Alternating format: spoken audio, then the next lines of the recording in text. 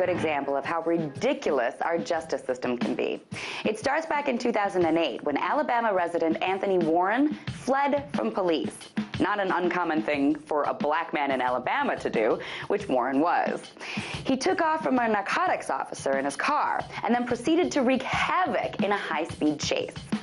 The chase lasted 20 to 25 minutes and spanned multiple cities. Warren managed to hit a school bus, a patrol car, and a police officer who was trying to lay down puncture strips to pop Warren's tires on the highway. Clearly, Warren was making matters a whole lot worse for himself.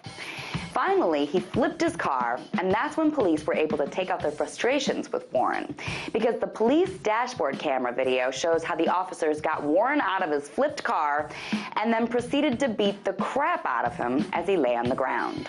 A jury acquitted the officers of criminal charges, but Warren got 20 years for attempted murder for mowing down the police officer on the highway. But then in 2009, Warren filed a federal suit claiming the police officers used excessive force. That case has been dragging on for years, but now it was finally settled.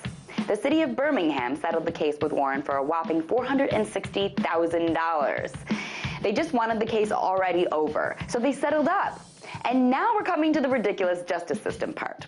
Because $459,000 of those dollars will go to Warren's attorneys, while Warren himself will only get $1,000 and is still serving his 20-year sentence. $359,000 is going to fees for the lawyers, and $100,000 is going toward his lawyer's expenses. Now, this isn't about who was right or wrong. It's not about whether it was right for Warren to flee, or how screwed up it was that he hit a school bus or ran someone over, or if the cops were justified in beating the crap out of Warren. All of that was for the courts to decide, and they did. What's screwed up here is that the cops and Warren all got a bum deal in the case, and the only clear winner was the freaking lawyers. They're the ones who really profited from this whole mess. So maybe that's why, according to Forbes, there's over 1 million lawyers in this country. It's a ridiculous way to profit. And it just goes to prove that in the US, justice may be blind, but she's also an opportunist. Tonight, let's talk about that by following me on Twitter @TheResident.